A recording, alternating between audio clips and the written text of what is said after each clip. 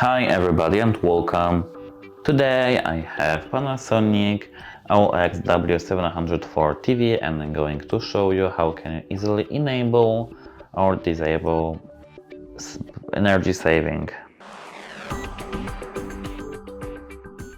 And first you have to go up and here you will see mic icon, keyboard icon, input icon and settings icon.